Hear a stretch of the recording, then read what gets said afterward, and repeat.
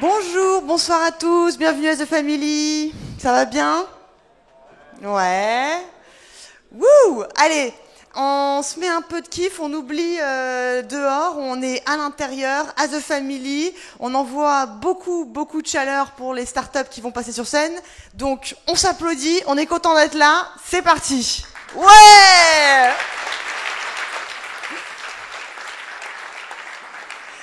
Ça y est, c'est bon, on est bien, on est dans le bon mindset. Qui vient pour la première fois à The Family?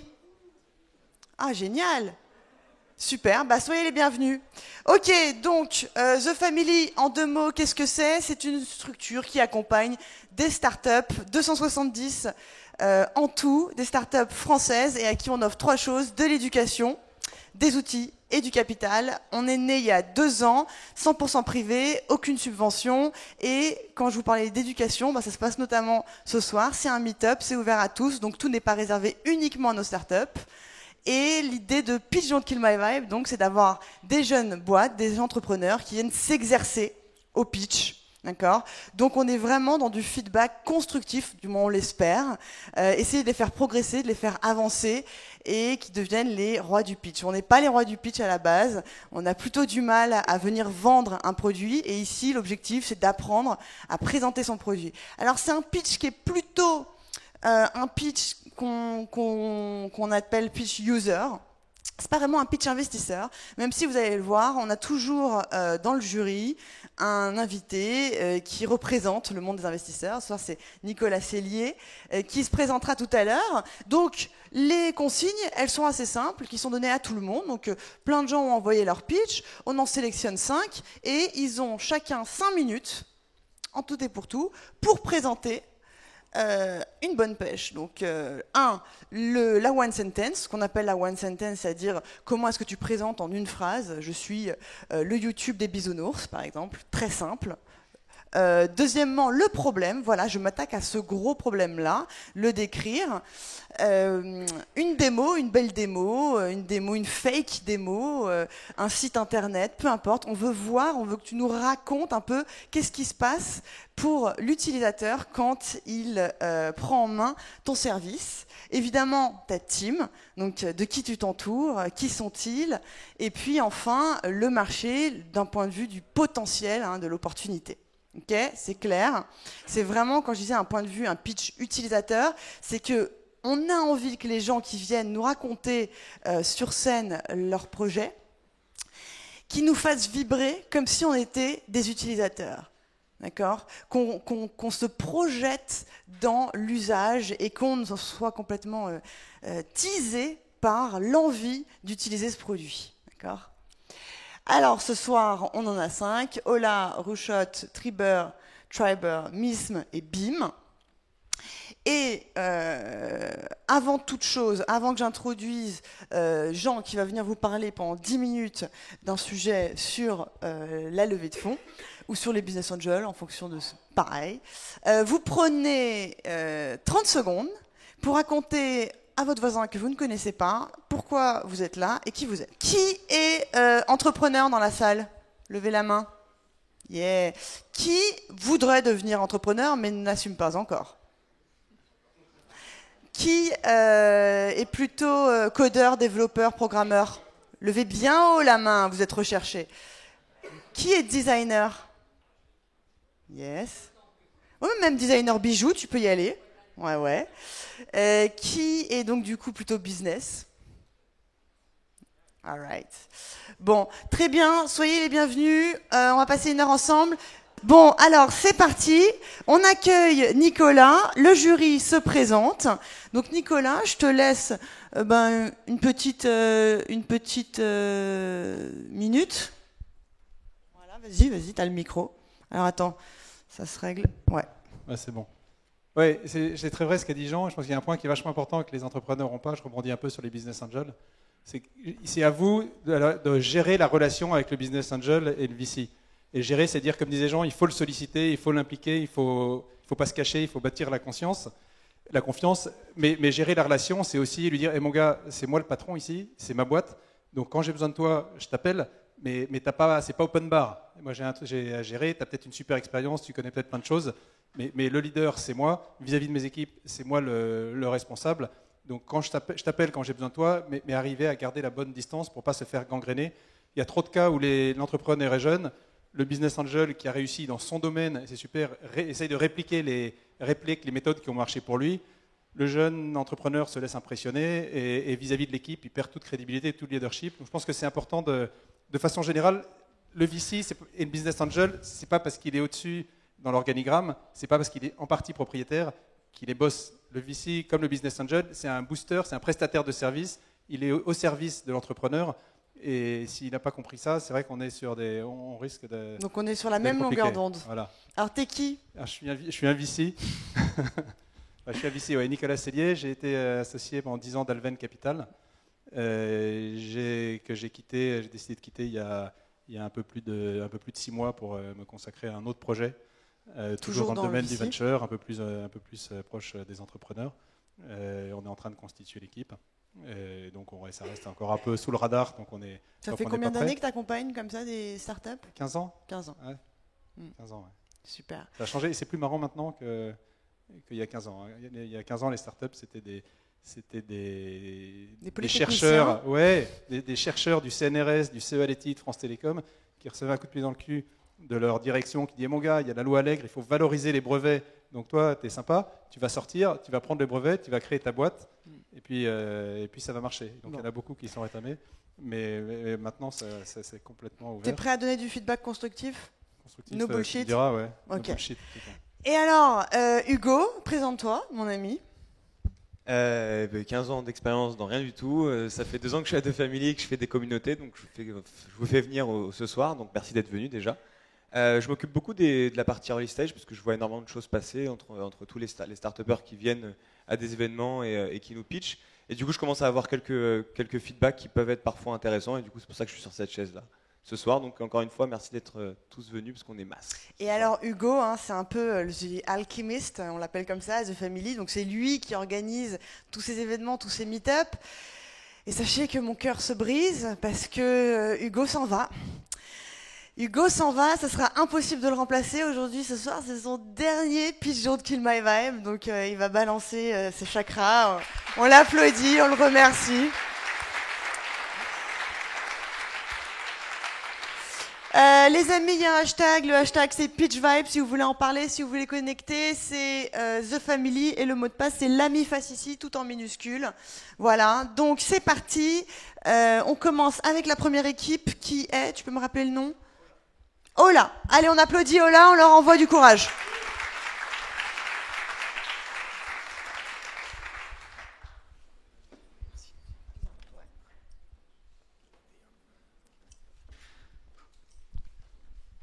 Bonsoir, je m'appelle Jean-Sébastien et ce soir je vais avoir le plaisir de vous présenter Ola. Ola, c'est une application mobile qui va vous permettre de vidéo-chatter sur ce qui se passe dans le monde. Voilà de quelle façon nous consommons le web en 2015, sous la forme de flux infinis d'informations. Au début d'Internet, il n'existait pas de super plateforme comme Facebook, capable d'agréger et de distribuer du contenu provenant à la fois de nos proches et des médias. Tout était plus spontané. Le problème, c'est que les internautes se retrouvent aujourd'hui bloqués dans leurs flux sociaux. En dehors du dating, nos interactions en ligne sont de plus en plus limitées avec les personnes que l'on connaît déjà. Nos amis, nos collègues, notre famille. L'aléa semble avoir disparu. Nous pensons avoir trouvé une solution à ce problème. Voici Ola. La façon la plus simple de vidéo-chatter avec de nouvelles personnes sur absolument n'importe quel sujet, que ce soit à propos d'une actualité, d'une série ou d'un match en direct. Ola est entièrement basé sur l'activité de Twitter. Une fois connecté, la caméra frontale de votre téléphone s'active, ce qui vous permet de vous recoiffer avant de vidéo-chatter. Il vous suffit d'appuyer sur le bouton Start pour choisir un sujet de conversation. Apparaissent alors tous les sujets tendances sur Twitter, ici hashtag Xbox, TPMP ou Game of Thrones. Vous pouvez facilement rechercher n'importe quel autre sujet. De plus, Ola indique le nombre de tweets par hashtag ainsi que le nombre d'utilisateurs actuellement en ligne dans chaque room. Lorsque vous rejoignez une nouvelle room, Ola va automatiquement tweeter un lien pour que vos followers puissent instantanément rejoindre la conversation. Et voilà, vous venez de matcher un autre utilisateur. On peut voir son prénom et sa localisation. Et si vous ne parlez pas la même langue, on peut même imaginer un jour faire de la traduction instantanée. Il faut savoir que la techno commence à être au point du côté de Skype et Google. Enfin, comme sur Chatroulette, il est possible de skipper un utilisateur, c'est-à-dire de passer à la personne suivante. Et la première discussion ne peut pas durer plus de 90 secondes. On peut voir le compteur en haut de l'écran. Une fois le temps écoulé, on demande à chaque utilisateur s'il souhaite continuer la conversation. Si tous les deux répondent oui, alors le vidéo chat reprend, mais cette fois-ci sans limite de temps. Sinon, tous les deux passent à la personne suivante, tout simplement. L'équipe d'Ola se compose de 3 personnes. Alexandre s'occupe de toute la partie business et marketing. Il a une expérience de 10 ans dans la banque. Avec Alex, on a cofondé ensemble Noosphere, une plateforme d'open innovation. Valentin est notre CTO, il a notamment développé la version bêta de Made in Plan. Et pour ma part, je m'occupe de toute la partie produit. Le marché. Grâce à l'expansion des couvertures 3G et 4G, le live streaming sur mobile peut enfin décoller. On voit apparaître pas mal d'acteurs comme Meerkat ou Periscope, orientés one-to-many, mais il n'existe encore aucun acteur majeur dans le one-to-one avec un modèle de chat aléatoire. En 2016, il y aura plus de 2 milliards de smartphones équipés d'une caméra frontale et on pense qu'aujourd'hui, cette partie de nos téléphones reste encore sous-exploitée, en dehors des selfies, et on est convaincu que d'autres usages doivent pouvoir y être associés. Enfin, pour conclure, pour ceux d'entre vous qui seraient intéressés pour tester Ola, dans quelques jours, l'application sera disponible en téléchargement privé sur olaapp.co. N'hésitez pas à vous inscrire. Merci beaucoup.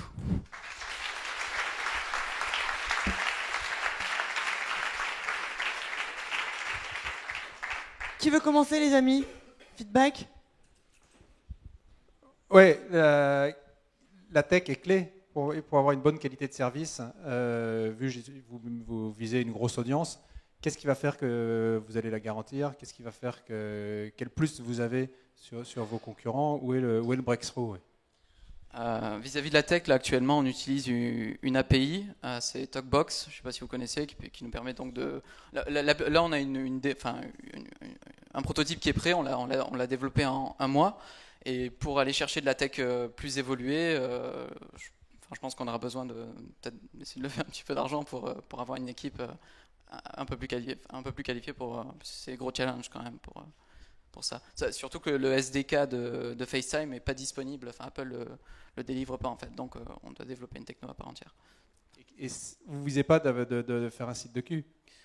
C'est possible qu'il y ait une orientation, hein. Si on regarde, Snapchat a commencé comme ça, Tinder aussi, Facebook pareil, donc... Ouais, donc il n'y a pas de... Non, vous laissez ouvert, c'est aux usagers de voir... Oui, voilà, c'est ça. Il y a les hashtags après, donc les gens vont se ranger dans leur room, quoi. Parce que la probabilité que ça le devienne est très très forte quand même, si vous ne le barrez pas. Ouais, c'est possible. Alors après, vis-à-vis de cette crainte-là, dans les rooms, sur les mock-ups, il y avait un petit flag à côté. Donc on peut signaler un utilisateur si jamais il dérive un peu. Et ce qu'on peut imaginer, ce qui n'était pas possible par exemple sur les sites comme Chatroulette, c'est vu que la connexion se fait via un compte Twitter, bloquer les comptes qui ont moins de 50 followers ou qui n'ont pas été créés il y a moins de 30 jours. Donc ça permet d'épurer la base de données assez rapidement, quoi. Donc, voilà. Et je pense, moi je suis un peu sur ma fin sur la différenciation. Je pense qu'il y a Chatroulette qui est quand même qui est là depuis longtemps, alors qui est moins fluide, qui a une UX qui est un peu basique. Il y a TinyChat qui est sur mobile. Je pense que face à ces acteurs, ça serait pas mal de montrer ce que vous avez de plus, qui fait qu'ils sont gros, ils sont là, ils sont mondiaux, mais vous arrivez et vous allez émerger face à ces deux gros acteurs au moins, mais il y en a d'autres. Ouais.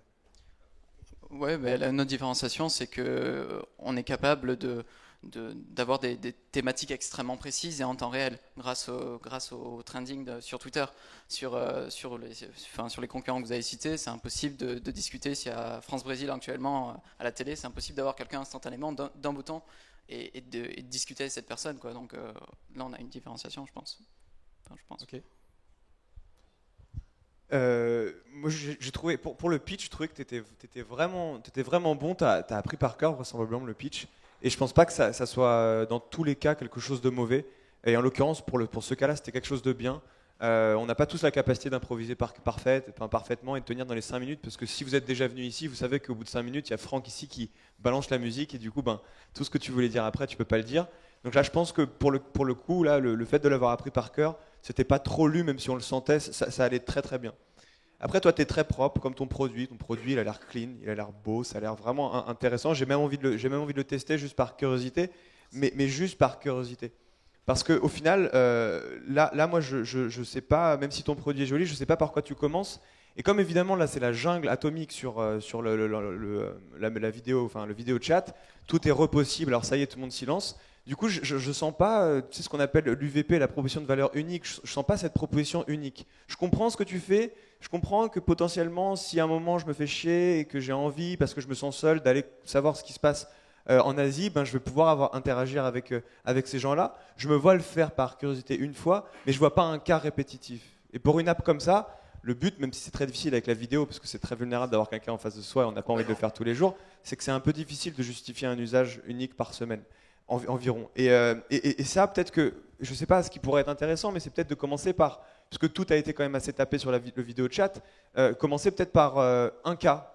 Genre là, je sais qu'il y avait des gars qui voulaient faire ça sur le voyage, genre la review de voyage où tu parles de voyage. Tiens, c'est comment ça se passe là-bas. Donc peut-être de commencer par, comme tu dis, on a plusieurs channels, plusieurs hashtags, peut-être de commencer par un cas spécifique qui fait que quand je viens et vois ta proposition, je me comprends tout de suite si oui, ça m'intéresse et que je suis un fan, ta niche potentielle et que je peux commencer, ou non, ça ne m'intéresse pas et je me casse.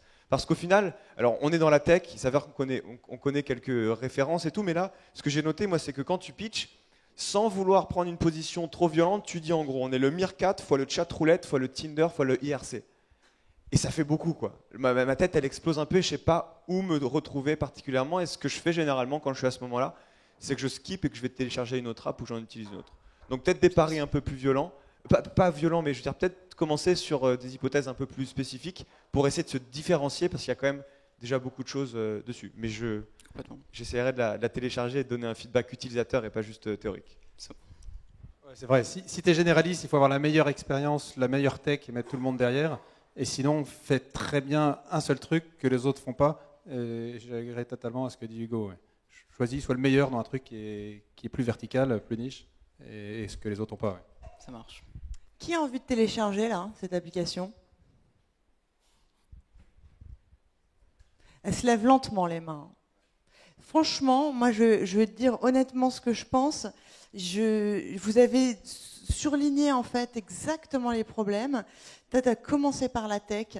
Si tu fais un produit comme ça, tu ne décides pas d'en haut, enfin la façon dont tu amènes la problématique qui est on manque d'aléas dans la vie, tu as sorti le mot aléa quand même.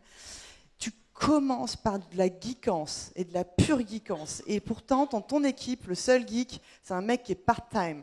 Okay, parce qu'on connaît la startup Made in Plan, hein, il est chez nous.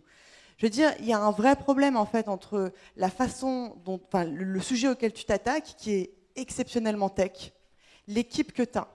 Et en fait, ce que tu ressens quand tu dis, moi je comprends pas l'UVP, mais c'est parce qu'il le prend à l'envers le truc. Si tu as envie de monter une startup, si tu as envie de monter une boîte, parce que je sens par contre pour le coup que tu es prêt à te lancer et tu as du temps devant toi, prends pas un truc méga tech si tu n'as pas à la base les compétences tech. Moi, voilà, je pense que pour craquer le code de ce putain de monde-là, faut partir armé à minima de la tech. Et un pitch comme ça, tu n'attends rien d'autre que je l'ai mis dans les mains des gens, voilà la réaction. J'ai découvert une espèce d'une appropriation, un truc, une découverte psychologique, mais qui passe par l'usage de la technologie. Tu vois, t'as mis dans les mains un truc et il se passe que t'as découvert. Chat roulette, je suis désolée, c'est une espèce de curiosité malsaine, on y a tous été. Ah, c'est ouf, je vais rencontrer des gens... C'est peut-être pour parler de sexe, mais je sais pas, tu vois. Non, mais c'est un peu ça. Et là, tu nous fais le chat roulette. Relou. Salut. Alors, qu'est-ce que tu penses du CAC 40 là? Bref. Mais donc, si tu veux. Non, mais. Ok, voilà. Moi, j'ai pas envie de te casser. On sent, en fait, voilà. On sent qu'il y a un goût pour le design. Tu pressens des choses, tu as envie d'y aller, tu vas sur un truc tellement tech, moi j'ai envie de te dire n'y va pas, ou alors entoure-toi que de tech et apprends à coder. Et surtout, à part le cul, le problème du vidéo chat mobile, c'est qu'aujourd'hui, ça marche pas. Donc il y a un boulevard. Si tu arrives à un truc qui marche, avec une qualité de service, ça peut marcher. Mais toute la clé, elle est là. C'est qu'aujourd'hui, il n'y a pas d'expérience, ça marche pas, il n'y a rien. Et donc c'est là qu'il faut prouver que toi, tu arrives avec un truc qui marche. Mais c'est du tech. Complètement. Parce que quand même, question là du coup, si tu viens à Pigeon Kill My Vibe, quand même, c'est pour en retirer du truc, d'accord? Moi, je suis pas là pour casser gratuitement. Qu'est-ce que tu veux retirer de cette expérience-là? C'est que les gens, ils y aillent, donc allez-y, téléchargez-le. Et ça, c'est en bêta là, c'est ça? Ouais, ça va être en bêta dans quelques jours. Tu pourras nous balancer l'adresse, qu'on la balance à tout le meet-up. Ouais.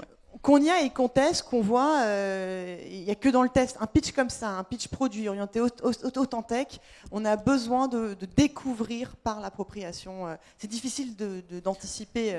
Complètement, de toute façon, bon, j'ai la chance de ne pas trop être encore attaché à la boîte, ça fait 30 jours qu'on travaille dessus. Voilà. Donc, c'est un side project et c'est pour ça aussi que c'est bien de venir s'essayer ici à Pitch Don't Kill My Vibe.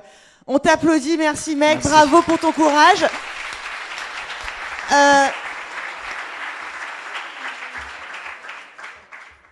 On enchaîne les amis.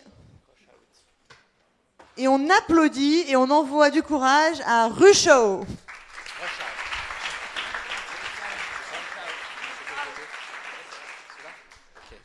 Bonsoir à tous. Alors nous, c'est Rushout, l'application mobile pour trouver en 2 clics une sortie pour le soir même. Théâtre, spectacle, concert, expo, soirée. Et nous sommes convaincus que les meilleures soirées sont celles qui sont organisées, les meilleures sorties sont celles qui sont organisées à la dernière minute. Par contre, si vous cherchez une sortie maintenant pour ce soir, en regardant juste ça, qui est à peu près l'équivalent de ce qui se passe si vous êtes à midi au boulot et que vous avez 10 minutes pour choisir ou si vous allez sortir du travail, c'est mission impossible. Du coup, on a travaillé sur une solution le plus simple possible pour vous permettre de choisir rapidement une sortie à la dernière minute. Le mot d'ordre, c'était simplicité et rapidité. Premièrement, je consulte une sélection assez imagée des meilleures sorties qui ont lieu le soir même, effectuées par notre équipe. Ensuite, j'accède à un petit peu plus d'informations pour m'aider à choisir une vidéo, des reviews, qui va à la soirée, etc. Je réserve en 2 clics avec mes coordonnées personnelles et bancaires qui sont préalablement enregistrées, un classique maintenant. Et j'obtiens un billet mobile 100% numérique, soit un code barre, soit mon nom à donner à la salle.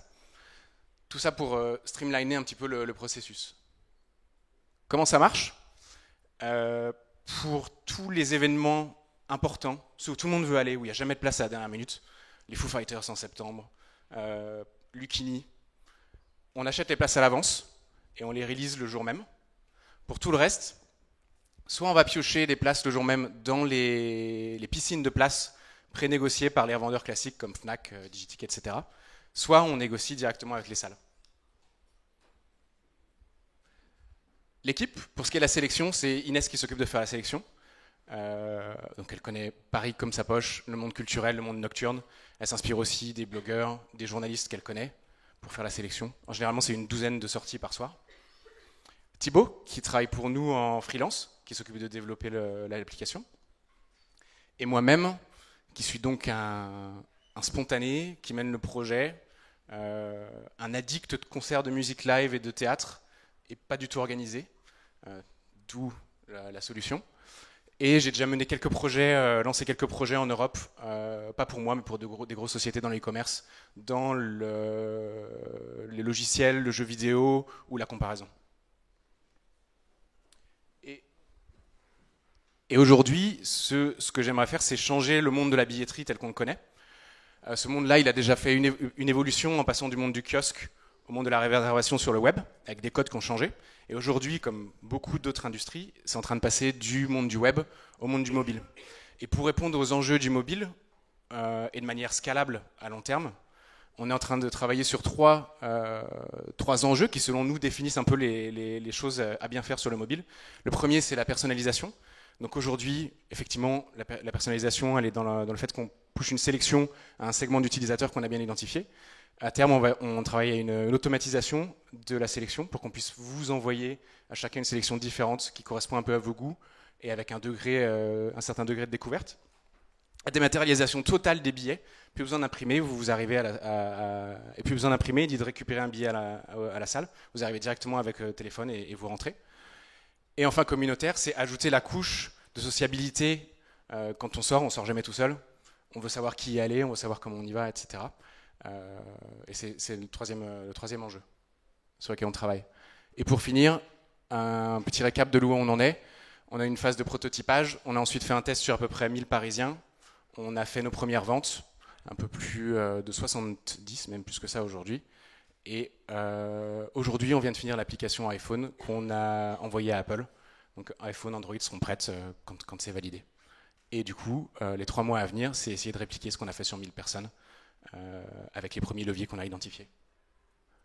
Et si vous voulez vous joindre à nous, votre email sur rushart.paris et vous recevrez une invitation.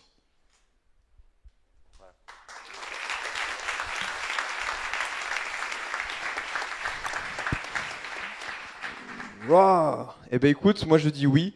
Alors je dis oui parce qu'en fait, moi c'est un problème alors à la fois que j'ai, mais en fait dont j'ai vu beaucoup de gens essayer d'y répondre de façon très très très maladroite. Et alors qu'il y a des choses évidentes pour moi qui sont ce que tu es en train de faire et qui se rapprochent, tu me confirmeras ou pas, du modèle de will call, qui sont exactement la même chose. En fait, il n'y a pas de will call à Paris, il y en a eu à New York, il y en a eu à San Francisco, il y en a eu à Londres. Ça a marché, donc les hypothèses en fait, elles sont très très faciles pour toi à presque déjà valider. Il y a peut-être quelque chose de différent, mais en gros, le truc c'est j'ai pas le temps, ce soir qu'est-ce que je fais, j'ai des potes, j'ai ma meuf, comment je peux tout de suite avoir une expérience premium, j'ai un pouvoir d'achat mais j'ai juste pas le temps. Et ça, on en connaît quelque chose, on a toujours du mal à trouver quelque chose le soir même. Le truc c'est que pour raconter ça, il faut pas hésiter vraiment à le raconter avec une histoire, parce que là l'histoire elle te recontextualise tout. La situation, le problème et l'espèce de magique cachet qui disent « Ah, trop bien, je clique, il est 18h30, je clique, j'ai déjà une place premium dans un concert à Paris avec la bière précommandée. » Là, je sens tout de suite la fraîcheur de la bière et le kiff du concert qui arrive. Et en fait, c'est ça que tu veux faire, non pas juste pour kiffer le pitch, parce qu'on en parlait tout à l'heure avec Nicolas. Encore une fois, c'est pas les meilleurs showman, les meilleurs pitchers qui deviennent les meilleurs entrepreneurs, mais juste parce qu'en fait, la façon dont tu vas faire corps avec le storytelling du problème et de ta solution, ça va être sur le pitch, mais sur le produit, sur l'acquisition, sur toute l'histoire que tu racontes et l'expérience même de ton produit. Et ça, c'est le plus important parce que c'est un produit d'expérience, c'est tout. Et c'est ça qui va être au cœur. J'aurais pas dit ça pour un truc de CRM, on s'en fout. Mais toi, c'est un truc d'expérience, donc c'est super, super, super important. Après, pour le coup, petite nuance à ça, bon, il s'avère que c'est quand même, tu as dit le monde culturel, le monde de la night, ça mérite peut-être un petit peu plus de pêche, un tout petit peu. Encore une fois, si tu peux te le permettre de le faire, fais-le, parce qu'on a envie de sentir qu'après ton pitch, on peut tout de suite cliquer et partir en boîte tous ensemble, parce qu'on est quoi? On est 200, 300, il y aura bien une table pour nous. Donc ça, il faut un petit peu plus le sortir, parce qu'on s'endort un minimum. Après, moi, ce que je te conseille, mais ça c'est plus parce que j'adore ce modèle will call, et j'aurais tellement voulu le voir plus rapidement à Paris, mais en même temps, on a tellement vu ce qui s'est passé sur les autres marchés. En gros, tu prends l'expérience en remontée de chaîne de valeur, donc tu te bases au plus bas des utilisateurs et après tu remontes au ticketing. Et le truc pour toi, c'est pas des hypothèses de est-ce que ça marche, point. Tes hypothèses, c'est des hypothèses de croissance le plus rapide possible parce qu'en fait, tu vas te faire bouffer par le ticketing. Tu vas te faire racheter. Toutes les boîtes qui sont montées dans ces trucs-là se sont fait racheter par une boîte de ticketing à un moment ou à un autre. Toi, il faut que tu fasses un feu de paille pour être le plus rapide possible, pour pouvoir avoir le plus de bargain possible, pour soit te faire acheter le plus cher, soit pour pouvoir compéter avec eux parce qu'ils vont pas vouloir que tu fasses tout ça et que tu leur coupes l'herbe sur le pied. Parce que c'est ça dont il s'agit. Donc toi, le but des hypothèses, ce n'est pas des hypothèses produits, des hypothèses d'usage, c'est des hypothèses d'acquisition et de viralité pour lancer le plus de villes possible en France avec les meilleurs événements. Et ça nécessite une team à plein temps. Donc là, le Thibaut, on le connaît, il fait que des MVP, il en fait de partout. Chope-le à full time s'il faut, mais vas-y à fond parce que tu n'as pas le time. C'est une app, il n'y a pas d'hypothèse produit, il n'y a que des hypothèses marché. L'objectif justement, c'était de faire un MVP ultra minimaliste, mais qui fonctionne. Et ensuite un focus énorme sur l'acquisition. Ok. Donc voilà. Trop bien. Bah écoute, moi je l'utilise sûr. Bon, effectivement, c'est les hypothèses maintenant qu'on doit confirmer, c'est celle sur l'acquisition qu'on a un petit peu touché sur 1000 Parisiens, mais c'est. Ouais, mais là il faut. Donc je l'utiliserai vraiment et je rigole pas. Cool. Oui, il y a un petit clin d'œil. À un moment, tu dis, je suis pas organisé. C'est bien pour l'app, mais t'es pas organisé. T'as pas envie de donner ton argent à un mec qui est pas organisé. Et là, t'es pas organisé. J'ai dit ça, je voulais dire spontané. Parce qu'on est quand même, c'est vrai que tu as un marché qui est dur, c'est un petit marché parce que si tu n'es pas à Paris, tu es nulle part. Et il faut de la concurrence, une offre qui est limitée, mais qui est que dans des grosses villes. Tu as un petit marché, il y a des marges qui sont vachement petites. La marge que tu prends en tant qu'intermédiaire sur la vente d'un ticket, pour vivre de ça, il faut balancer. Donc c'est un marché qui est mondial, dans lequel il y a du monde. Il faut être un tueur d'exécution pour survivre dans ce marché-là, quoi. C'est une niche avec une offre limitée, des clients qui sont assez limités, pas de marge. Donc il faut déchirer. Et tu dis à un moment, ouais, en fait je fais tout ce qui existe, mais moi je le fais dans le mobile. Et tu dis, parce qu'il n'y a pas, je suis mobile centrique, et puis du coup je rajoute une couche sociale. Mais je pense que le point de départ, c'est pas je vais le faire à le mobile, c'est pourquoi le mobile a tout changé. Et quand le mobile arrive, tous les sites de recommandation, même les dojos, tout ce qui arrive, ils sont ringards parce qu'ils n'ont pas compris le mobile, ils projettent le web sur le mobile. Et là, on ne comprend pas tellement en quoi tu es différent de juste les mêmes qui faisaient ça dans le web, en quoi tu es différent d'un dojo, en quoi tu es différent de juste dire tu racontes ce que tu fais, mais tu dis pas tellement pourquoi ça va te déchirer et pourquoi tu vas bouffer le monde, quoi. Sur un marché qui déjà qu'on suspecte de ne pas être très gros, pas très riche et pas très scalable. Donc je pense ça, moi j'aurais préféré que tu dises tu partes de là plutôt que de dire ouais je vais faire la recommandation en prenant des coms sur du spectacle à Paris parce que j'aime bien aller au spectacle et que j'ai pas le bon produit que j'aime. Mais et puis ouais, voilà, c'est pourquoi tu vas bouffer le monde, pourquoi ça, il n'y a pas de place pour tu peux te faire racheter si tu as du bol par un Prisma Press qui dit attends, moi j'ai pas d'argent, je veux jouer à racheter des startups, mais comme je suis pauvre, je vais payer cheap des petites boîtes. Mais il n'y a pas de place pour des gens qui n'ont pas une croissance énorme. Et donc je pense c'est un marché qui est dur, il faut être ambitieux et montrer pourquoi tu vas exploser là où d'autres n'ont pas réussi. Ouais. Je pense que ça manque un peu. Parce que c'est encore à l'étude, en réalité. Parce que c'est encore à l'étude, ouais, c'est ce qu'on est sûr. en train de bosser dessus. Mais trouve l'angle, c'est un peu trop plat. C'est-à-dire, voilà, c'est sympa comme produit.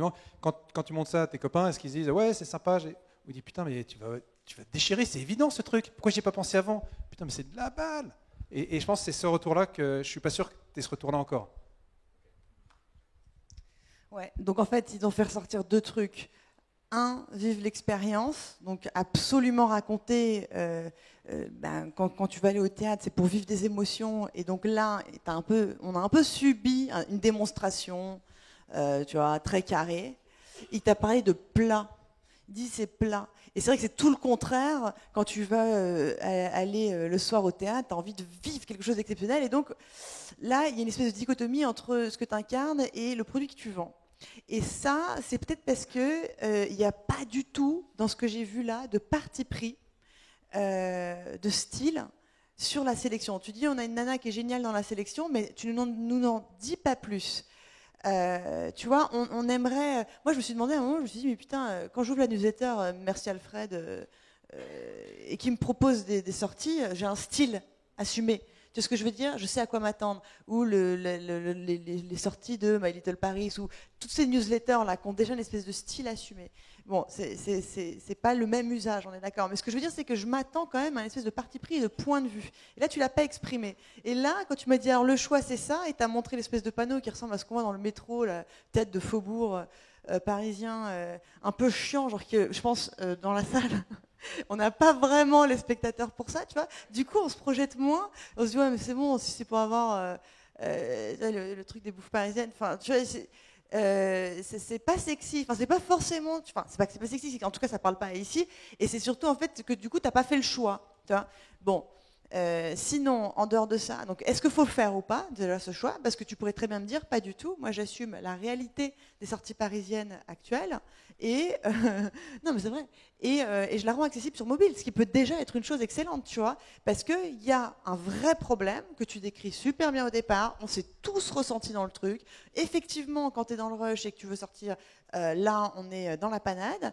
Mais donc oui, c'est vrai, on n'a pas Will Call. Moi, je pense à Time Out. J'ai téléchargé. C'est Hotel Tonight pour exactement. Et il n'y a aucune solution mobile. Les seuls trucs qui sont à peu près bien et connus internationalement, genre Time Out en termes de médias, c'est de la merde leur application. Elle est absolument nulle. Absolument nulle. Elle bug dans tous les sens. Donc vas-y, il y a un besoin, c'est sûr. Et fais-le bien. Maintenant, c'est vrai, on s'attend à quelque chose, on s'attend à un parti pris de style, et là tu l'exprimes pas en fait. Est-ce qu'il y en a un? Est-ce que toi tu en vois un? Pour l'instant, on a pris le parti pris, c'est de faire justement de l'exhaustivité, pas de l'exhaustivité, de la variété, un peu de tout différent. Qui en fait, les retours qu'on a, c'est surtout des retours qualitatifs, mais c'est que, en fait, quand on veut choisir à la dernière minute, on aime voir un peu tout, même ce que nous on n'aime pas spécialement, on aime le voir listé pour peut-être après. La réalité, c'est que les gens cherchent des découvertes, ils veulent voir des découvertes d'un peu de tout, pour finalement, mais ils vont acheter ce que eux leur plaît. Et donc la sélection, elle se fait comment alors? C'est qui ta fille géniale qui sélectionne? C'est quoi ces critères? On sélectionne sur des critères aujourd'hui qui sont essentiellement la popularité des événements. Et on essaie d'avoir une gamme un peu diversifiée des événements. Voilà. Mais c'est aussi, on travaille et réfléchir peut-être à un segment en particulier. Ouais. Mais on n'a pas encore passé cette étape entre guillemets de faire la décision. Tu proposes combien d'événements par Une douzaine. Ok. Mais tu vois, là, le but de Will Call, alors après, évidemment, ils avaient une identité forte, où c'était vraiment sur une cible de jeunes actifs qui voulaient aller en soirée, mais donc concert électro ou truc un peu électrique, quoi. Pas électrique dans le son, mais électrique dans l'expérience. J'ai envie de faire un truc ce soir. Là tu vois, Hotel Tonight, tu as quelques hôtels, pas plus, 4-5.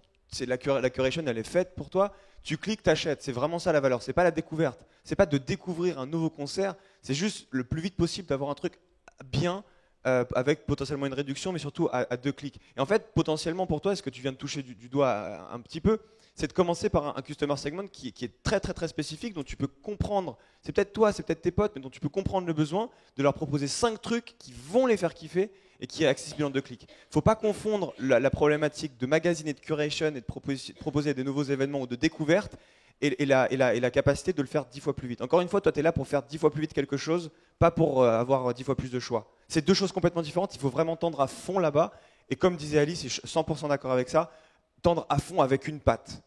Encore une fois, c'est une expérience. T'es un espèce de, tu sais quoi, les mecs à New York là, qui te font un promoteur de soirée. T'es un promoteur de soirée mobile, et premium et rapide. C'est vraiment ça. Les promoteurs, ils ont un style.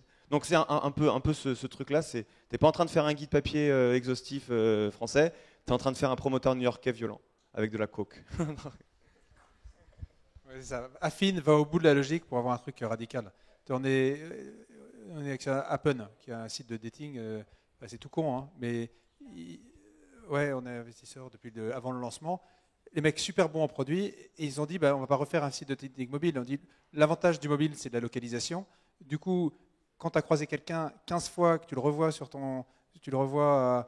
dans la montagne à Grenoble et dans le Marais le lundi, tu dis cette fille, je l'ai croisée 47 fois, je la vois, j'ai forcément un lien social. Et donc, en fait, avec le mobile et la localisation, tu dis je peux comme ça rencontrer des gens qui habitent, qui sont dans les mêmes quartiers que moi, qui ont les mêmes activités que moi, avec qui donc il y a un lien social évident. Et ça, je pense, le mobile rend possible une expérience qui est radicale, différente et qui est nulle part ailleurs. Et je pense qu'on ne le voit pas assez dans le truc. Et en plus, l'autre point, là, tu risques d'y passer 10 ans de ta vie à ça. Et tu risques de plus avoir de vie.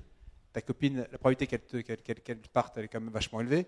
La probabilité de plus faire de sport, d'avoir une vie malsaine, de ne pas dormir, d'avoir dans 10 ans les pompiers qui arrivent parce que tu auras fait un malaise, parce que tu n'auras pas le cash pour payer tes employés, elle est très très élevée. Donc ça vaut le coup, c'est excitant, mais fais-le pour un truc qui est vraiment qui est puissant, vibrant, qui peut aller loin et qui ne va pas juste détruire, quoi. Qui utiliserait l'appli de Mandigo? Tu vois, en plus, il y a quelque chose là. Ça, c'est identifié. Cool. Bravo.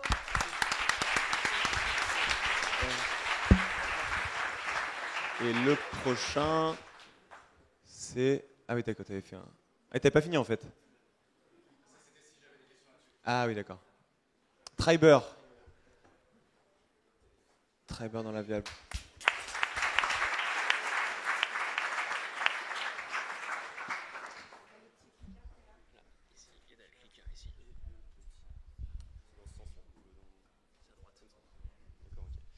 Bonsoir. Bonsoir à tous. Alors, je m'appelle Mathieu, je vais vous présenter l'application mobile Triber. Alors, pour la petite anecdote, justement, tout a commencé il y a 1 an et demi quand je cherchais mes amis pour le feu d'artifice de Sydney. C'était 20 minutes avant et j'avais rien anticipé. Et voilà, je me suis retrouvé dans la même situation que n'importe qui dans ce cas-là, à appeler mes amis et à me poser la fameuse question « T'es où ?» Alors, j'ai finalement fini par les retrouver, mais je me suis dit, soit c'est moi qui suis un peu un manche, ou soit il y a une vraie réalité derrière.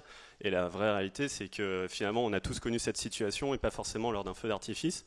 Ça peut être pendant les festivals, pendant les grands événements sportifs, les grandes manifestations, dans un parc, à la plage.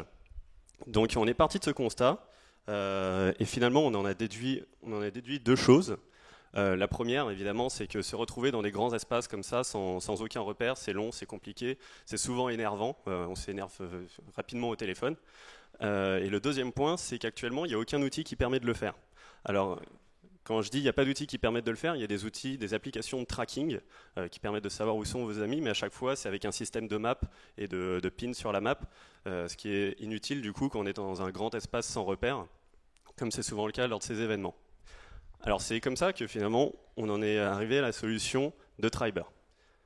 Alors Triber, qu'est-ce que c'est? Ça découpe un peu, mais...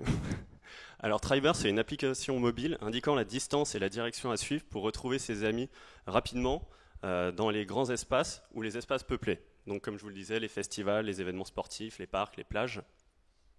Donc comment ça marche? Très concrètement, va y avoir les principales fonctions, ça va être la fonction d'appairage, c'est pas très joli, mais c'est plus joli en anglais, qui permet en fait de tout simplement envoyer une request à un ami, il accepte, et à partir de ce moment-là, ça déclenche la boussole pour retrouver son ami. La deuxième fonction, c'est fixer un point de rendez-vous. On n'a peut-être pas forcément envie de retrouver son ami, le retrouver directement, mais le retrouver à un autre endroit, tiers. Donc on peut fixer un point de rendez-vous qu'on va partager avec le nombre d'amis qu'on veut. Ensuite, il y a un système de tribu. Bon, tribu, c'est un peu pour le folklore, mais c'est en fait un système de groupe tout simplement pour faciliter à la fois les points de rendez-vous et également les conversations. Et enfin, évidemment, un système de notification pour le chat, pour les notifications d'appairage, d'ajout à une tribu, ou quand un point de rendez-vous a été partagé. Donc, justement, par rapport à la concurrence, il y a deux différences majeures à retenir. C'est que déjà la concurrence en fait, se focus vraiment sur le tracking, comme je vous disais, c'est vraiment passif, c'est un pin sur une map. Et nous, on a le parti pris de se dire à quoi ça sert de savoir où sont nos amis si on ne sait pas les retrouver. Et c'est justement le parti pris avec un guidage qu'on appelle actif, avec un système de boussole, et qui permet aussi un total contrôle sur la visibilité, donc pas d'espionnage. Et le deuxième point, c'est que tous les concurrents se focusent vraiment sur un environnement urbain, donc comme je vous le disais, et où finalement on peut utiliser Google Maps, ou même on a déjà des points de repère, des rues, des restaurants. Donc là, c'est vraiment focusé sur les environnements extra-urbains où on n'a aucun point de repère, avec la possibilité néanmoins plus tard de switcher de la boussole à une map. Bon, en tout cas, nous, on préfère attaquer le marché du côté extra-urbain. Le marché des applis mobiles, vous devez un peu le connaître maintenant, mais nous, on vise les 18-34 ans qui sont non seulement les plus équipés, mais également les plus enclins à sortir dans ces grands événements ou sortir, tout simplement. Le marché des applis mobiles va être amené à doubler autant en téléchargement qu'en termes de revenus d'ici 2017. Et du côté de l'application, notre étude de marché a envoyé des retours plutôt positifs, également en concours, et puis également un peu plus récemment, on a été un peu pris de court par un post sur le Weather Festival qui a planté notre site.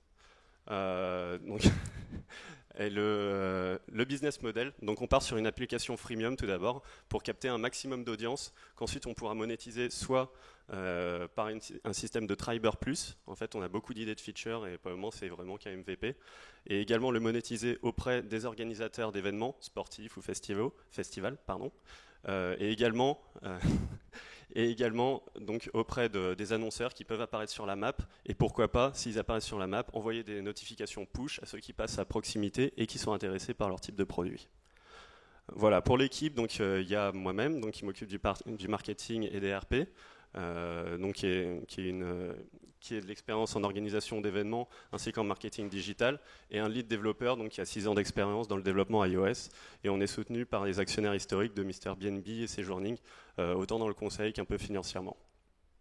Voilà, j'espère que j'ai répondu un peu à toutes vos questions, que j'ai tenu les 5 minutes a priori. Et donc la MVP sort la semaine prochaine. On a déjà une bêta en test. Donc si vous voulez vous inscrire, allez sur notre site, donc triberapp.co, que j'ai pas mis. Merci. Merci.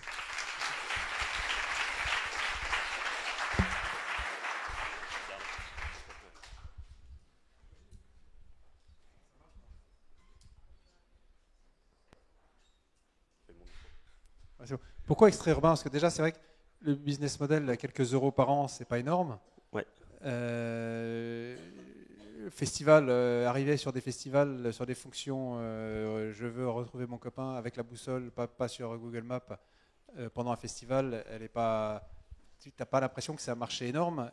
Et c'est les festivals, parce que sinon, c'est quoi? Salut, c'est pas salut, je suis dans un champ de tomates, toi aussi, comment je viens te retrouver? Alors pour répondre, peut-être que j'ai peut-être trop donné l'impression que c'était axé sur les festivals. Ça ne l'est pas. C'est les espaces grands et ou peuplés. Donc il va y avoir les festivals, mais également les événements sportifs, les manifestations, un feu d'artifice, un défilé du 14 juillet, un cinéma en plein air ou un grand écran de la Coupe du Monde, les parcs, les plages. Donc finalement, il y a quand même une redondance dans l'utilisation et qui n'est pas uniquement les festivals. Ensuite, pour répondre effectivement sur le business model, c'est vrai qu'un euro par an, c'est pas énorme, à moins qu'on soit à WhatsApp, vu que c'est quasiment la même formule. C'est pour ça qu'en fait, nous, on vise une acquisition d'audience via le freemium, mais également s'adresser à du corporate, donc les organisateurs de festivals, plus précisément, notamment via un système de tribu, où finalement, au lieu d'avoir des groupes privés, ce serait des groupes publics. Par exemple Weather Festival 2016, et l'organisateur pour envoyer des push notifications pour pusher des stands, des trucks, des concerts, et finalement créer un média à l'intérieur de l'événement. Tu n'as pas intérêt, si c'est ça, ta communauté, tu n'as pas intérêt à designer l'app du festivalier, ou plutôt que faire une feature, si WeChat rajoute la feature boussole sur partager votre localisation, bah ça y est, c'est fini quoi. Alors effectivement, c'est la complexité. Ensuite, la vente en marque blanche, nous on l'envisage peut-être à tort, hein, mais comme une porte de sortie actuellement. Ça c'est après ça, non? Déjà, c'est où elle est ta valeur? La valeur, la vente en marque blanche, enfin, je sais pas tellement. C'est dire, ouais, moi je m'adresse à une communauté, donc je veux être l'application de la communauté à laquelle la communauté s'identifie, et c'est pas juste un feature boussole. C'est que cette communauté, elle a des besoins, elle doit se reconnaître dans cette app. Elle n'a pas que le besoin de trouver elle a peut-être le besoin d'aller trouver des festivaliers, de savoir le programme. Tu digitalises, tu peux apporter une app qui corresponde complètement à d'autres besoins de l'application. Là, c'est vrai qu'il y a un côté très features que tu veux faire, que tu vends à une communauté. Et donc tu dis, soit si c'est juste les features, n'importe quel Apple, n'importe qui peut rajouter cette petite boussole sur leur sur les Find Your Friends, sur les WeChat. Et si tu dis, nous on s'adresse à la communauté des festivaliers, dans ce cas-là, tu as peut-être plus de choses à leur apporter que juste la boussole. Indépendamment de marque blanche, business model, premium, push, pub, et tout ça qui est secondaire, quoi. Si tu as de la valeur, tu trouveras la monétisation. Mais il ne faut pas se faire aveugler par la marque blanche, par les canaux de monétisation, et mettre la charrue avant les bœufs, avant d'être sûr que tu as une valeur importante pour une communauté qui est celle que tu vises. Bah là, justement, effectivement, on est vulnérable du côté technologique. C'est vrai qu'il y a le risque qu'un concurrent mette en place ce feature. Après, il y a aussi, finalement, WhatsApp a fait les SMS par Internet, donc c'était quand même vulnérable à la base. C'est pour ça que la différence, c'est le brand content, c'est l'acquisition d'utilisateurs. Et c'est pour ça qu'on part sur un modèle freemium avec des barrières à l'entrée minimales pour une acquisition d'audience maximale et très rapidement, pour au contraire être associé à ce feature. C'est actuellement effectivement la seule barrière qu'on peut mettre en entrée. On est en train d'envisager, on est déjà en discussion pour des systèmes basés sur le Bluetooth, justement quand il y a des problèmes de connexion, et des technologies qui permettent d'être plus précises et de pouvoir justement être guidé et retrouver ses amis quand il n'y a plus de réseau. Donc, mais en attendant, c'est vrai qu'on est vulnérable à ça. Peut-être qu'il manque. Ouais. Quelle est ta vision? Quelle est ta vision? À ce moment-là, c'était une vision long terme et que ça, c'est juste la façon dont tu vas accrocher le marché et derrière, tu vas envoyer la sauce et tu vas dérouler. Je pense que ça manque. Et là aussi, tu vas filer 10 ans de ta vie à ta boîte. si c'est juste la boussole et que Non, que justement, quelqu'un c'est- peut arriver, il faut que tu en donnes plus derrière, quoi. Ouais, non, mais justement, c'est ce sur quoi j'ai pas pu vraiment m'appesantir. Mais c'est surtout l'aspect des groupes où on veut toucher vraiment des organisateurs de festivals, des organisateurs d'événements, qu'on veut toucher par exemple des villes. Je sais pas, par exemple, s'il y a la ville de Dax, de Bayonne, la ville de Paris à l'occasion du 14 juillet, qui voit finalement un intérêt à pouvoir guider davantage les foules, à limiter les risques terroristes, j'en sais rien, mais en tout cas, c'est simplement, oui, c'est le premier feature, c'est un tout petit truc qui fait pas que j'y mettrai 10 ans de ma vie, mais c'est l'acquisition d'audience qui va nous donner la puissance d'utiliser ça et le système des tribus et le système des meeting points pour toucher des acteurs plus grands et corporate et qui nous rapporteront plus qu'effectivement 1 euro par an, quoi.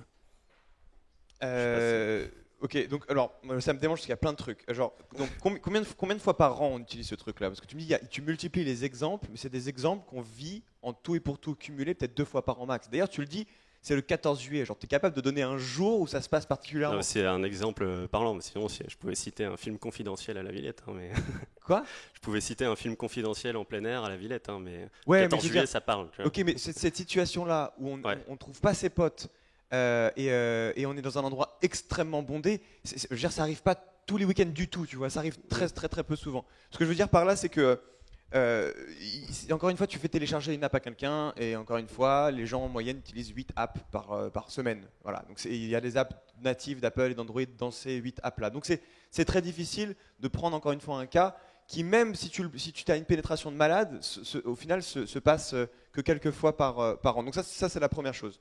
Après, moi, je me souviens d'avoir vu un truc, mais tu vois, pour voir il y a des façons différentes de résoudre le même problème, où tu vois, les gens ont décidé, des gars ont décidé d'augmenter la main levée, parce qu'en fait, le problème aujourd'hui, c'est que quand on lève sa main, il y a plein de gens qui lèvent leur main et on le voit pas trop, et du coup, ils avaient fait une app où tu lèves ta main et ça fait un signal particulier que tu vois, et tu dis ah ouais, donc c'est lui, la claque, et donc tu as un ta ta ta ta ta ta, et tu peux personnaliser ton signal, évidemment, c'est très drôle. Tu vois, donc c'est ce genre de trucs qui, des fois, sont un peu marrantes et peuvent être une autre solution, qui parfois, en fait, est peut-être, j'ai l'impression, qui serait plus adapté que la boussole où tu es en train de galérer avec ton iPhone. Mais ça, c'est une autre histoire. Après, moi, j'ai l'impression que tu es un peu le cul entre deux chaises, où à la fois, tu veux attaquer le marché avec une feature et tu dis que cette feature sera suffisante pour créer de l'acquisition, et derrière, te déporter vers l'organisation de plans entre potes, ou de se retrouver avec des groupes, avec des machins. Et j'ai l'impression que du coup, tu es un peu entre ces deux choses-là, et que secrètement, tu adorerais être l'app qu'on utilise pour se retrouver, mais qu'au début, tu es quand même obligé de commencer avec une feature, et qu'on se perd un peu entre les deux, peut-être de la façon dont tu l'expliques, parce que peut-être que j'aurais un feedback différent si j'utilisais l'app. Après, quatrième point, le marché, tu me dis, c'est les applications mobiles et les 18-34. Alors ça, c'est pas un marché du tout. C'est comme si tu me dis, ouais, nous les gars, en fait, on a envie de faire un truc sur la Terre, parce que bon, pour l'instant, Jupiter et Saturne, c'est vite fait intéressant. C'est à peu près la même chose. Tu me balances un marché qui est... Nous, là, ce qu'on demande, c'est que tu nous permettes, que tu nous montres que tu as compris, avec des insights puissantes, de qui va, au départ, utiliser l'appli, qui sont tous liés à un problème que tu as compris mieux que les autres. Et ça, c'est pas les 18-34, c'est juste les gens qui, le plus de fois par an, se retrouvent dans ces situations-là. C'est tout. Alors que tu me dises après que c'est les festivals qui sont en contact de ces gens-là, ça c'est une autre chose. Mais là encore, tu me dirais, ton acquisition, c'est juste de créer, exactement comme l'a dit Nicolas, une app qui permet d'être distribuée par les organisateurs d'événements parce que ça leur améliore la rétention, la captation de mails, l'expérience dans le truc. Là, c'est une stratégie d'acquisition. Et là, tu vas me dire, ok, moi je mets tout là-dedans et je fais cette app-là pour les organisateurs d'événements. Et dans ces cas-là, ton marché, c'est pas les 18-34, c'est les organisateurs d'événements en grand air. Mais toi, tu me dis, parce que là, la stratégie d'acquisition, c'est le but ultime, tu me dis, notre stratégie d'acquisition, c'est le freemium. Mais c'est pas parce que c'est gratuit que les gens la téléchargent. T'imagines le nombre de personnes pour lesquelles le fait que ce soit gratuit ne permet pas de survivre du tout, d'avoir même une traction. Genre c'est très très difficile. Là, c'était pas un pitch investisseur, mais d'aller voir un investisseur, et tu me le confirmeras, me l'infirmeras, et de lui dire, on va avoir des gens parce que c'est gratuit. J'ai pas dit ça. Le freemium est une stratégie d'acquisition. Non, ce que je disais, c'est que l'intention du freemium, c'est pas une fin. En fait, c'est surtout pour diminuer les barrières à l'entrée, pour avoir un flux et une acquisition plus rapide. Parce que si on met directement une application à 5 €, forcément, ça va quand même moins télécharger. Mais c'est pas parce Ensuite, que on ne dit pas que parce qu'elle est freemium, on va télécharger. On dit que parce qu'on la met freemium, on va faciliter les barrières à l'entrée pour avoir de l'acquisition qui vont nous rendre crédibles. Et enfin, j'empiète un peu. Non, je te laisse finir. Non, mais en fait, ce que je veux dire par là, c'est que on a l'impression que tu fais une disserte. et que tu es en train de nous faire quelque chose d'un peu trop scolaire, et en témoigne le dernier slide que tu fais sur la prévision de ta levée de fonds. Alors je te souhaite de lever des fonds vraiment, je te souhaite d'avoir une traction, et je souhaite avoir rien compris sur ça et qu'en fait tout le monde veut la télécharger, je te jure, vraiment, parce qu'en plus t'es cool, t'es sympa, ce truc là, je peux m'en servir quelques fois, j'adore les festivals, tout va bien. Le truc c'est que tu nous prévois le moment où tu vas lever des fonds. Genre une levée de fonds c'est difficilement quelque chose que tu prévois, c'est quelque chose que tu subis une fois que tu as trouvé cette espèce de... Et c'est juste que c'est pas grave de l'avoir dit, mais ça montre un espèce d'état d'esprit, un mindset qui est peut-être un peu trop prévisionnel, qui est peut-être un peu trop d'anticipation, et on veut te voir plus dans la réaction brutale que dans l'anticipation, à la fois dans ton entreprise et à la fois dans ton pitch. C'était plus pour montrer ça. Écoute, moi j'ai trouvé que tu dégageais vraiment de la sympathie et que ton pitch, j'avais envie de l'écouter. En tout cas, on était tous énervés d'une certaine manière, parce qu'il y a quelque chose qui va à l'envers, parce qu'en même temps on sent le potentiel et l'envie d'exécuter. Donc c'est pour ça qu'on était tous titillés. Et là où les gars, vous n'avez pas réagi, il y a juste un truc, c'est que pour moi il y a confusion là entre le use case, qui est absolument pas le bon, et il y a quelque chose qui m'a retenu l'attention, c'est, tu peux retourner au design de ton app à un moment, cette espèce d'image de radar là, où on voit des plans de ce qu'on aura. Ouais, avant même, il n'y avait pas une histoire... Ouais, c'est ça, voilà. C'est cette image-là qui est très forte, en fait. La boussole, et donc on va potentiellement chercher ses potes. Je pense effectivement que le use case du festival du 14 juillet, il est un peu chelou. Et on peut se retrouver, c'est vrai, pour tous les fêtards en boîte de nuit, on se perd. Alors il y a ceux qui sont au bar, il y a ceux qui sont sur la terrasse. Ouais, c'est vrai. Bon, est-ce que est-ce que c'est suffisamment précis? Est-ce que ça justifie de télécharger une app? Non. Franchement, on va pas se mentir, tu vois. Je veux dire, là, le case, c'est micro use case. Et donc, tu es parti d'un use case. Genre, c'est ça que je vois qui est un peu chelou, c'est qu'il y a un use case qui est celui-là, un peu bizarre. Et puis, il y a une intuition comme ça de radar, de trouver, d'être tous, de se retrouver en groupe. Et alors, je ne sais pas d'où tu es parti, et tu me dis si je me trompe, peut-être que je me gourre, mais j'ai l'impression que dans ton association avec ton gars, c'est comme si il avait un truc, il a designé un truc, mec, j'ai un truc, c'est genre il y a des points, et on peut se retrouver, et genre ça fait radar. Attends, moi je vois bien... C'est pas un radar. Hein. Comment? C'est pas un radar. Non, mais on voit une carte avec des points qui s'animent, et on peut retrouver les gens comme ça, tu vois, où tu peux guider où est-ce qu'il faut aller pour retrouver, ça fait un peu le cache-cache. C'est cache-cache, moi ça m'a toujours tout de suite fait penser à cache-cache. Peut-être. Ça m'a fait penser à Kolamaya, mais j'ai aussi une application qui permet de faire un radar comme ça qui scanne et qui voit où est-ce qu'il y a des esprits dans la salle. C'est une application que j'ai téléchargée sur iPhone qui cartonne, qui check les esprits. Est-ce qu'il y a des esprits? Et là il y a chaud, il y a un fantôme. Là il y a un fantôme. Non, mais on peut targeter les 5-8 ans après. Non, mais ce que je veux dire, c'est qu'en fait, je me demande si, voilà, toi, t'es un mec, tu l'as dit, marketing RP événementiel, et je vois bien ce mec arriver, venir te voir et te dire, j'ai un truc, qu'est-ce qu'on en fait? Et toi, qui le package dans ce que tu connais. J'ai l'impression que ça s'est passé comme ça, et en fait, j'ai envie de voir ce truc exister. Pourquoi pas je me suis posé pendant ton pitch la question de quand est-ce que ce truc-là pourrait être nécessaire? En cas de guerre, franchement, non, mais c'est vrai. En pleine guerre, tu veux savoir où sont... C'est con, hein, mais tu veux savoir où sont les postes. Bon, les potes. Non, mais il y a ça. En cas de jeu, Laser Quest. Mais, tu vois, mais moi, je trouve que le feedback d'Alice, il est monstrueusement plus intelligent que le mien.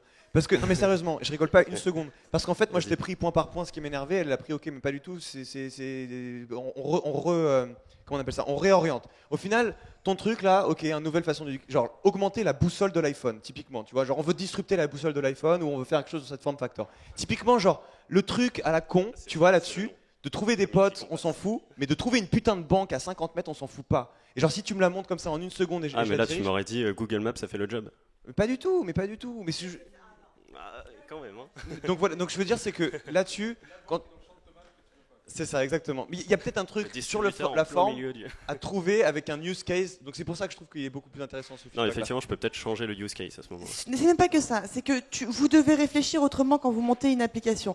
Tu ne réfléchis pas dans qu'est-ce que je vais dire si on me dit Google Maps, ça fait pareil. On s'en fout. S'il y a un problème, il y a un problème en fait. Et là, quand tu justifies, on va dans l'extra-urbain parce qu'on veut pas être comme tous les autres qui sont dans Google Maps parce qu'il y a des repères. C'est prendre le truc à l'envers. Et tu vois ce que je veux dire? C'est-à-dire que tu designs tout le use case, tu vas chercher le use case, finalement, qui correspond au fait d'être différencié. Alors que c'est pas comme ça qu'il faut réfléchir. C'est il est où le problème et donc comment je design mon truc.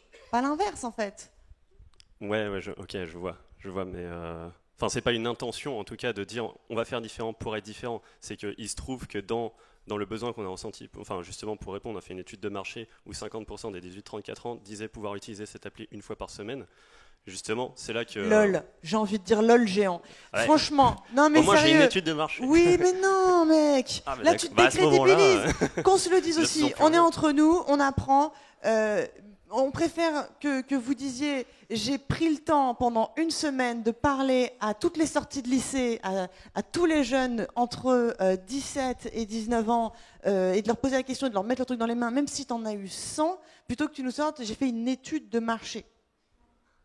Parce que c'est, si tu veux, au stade où tu en es, ne pas confronter directement en face à face avec le mock-up, voir les réactions, lire les réactions et se fier à de la stat qu'on ne sait pas, McKinsey style, en tout cas je ne sais pas qui t'arrivera à convaincre avec ça. On a envie de voir un mec du terrain. On a envie de voir un mec qui a mis les mains, qui a mis son truc dans les mains des gens direct. Ben, on l'a mis dans les mains de 300 personnes actuellement. Donc on verra, et puis si on se plante, on se plantera. Là, ça a l'air d'être très pessimiste, mais... On n'est pas pessimiste. C'est pas pessimiste. Moi, ça m'a excité le truc. Hein. Vraiment, je me suis oui, vue... J'ai vu ça.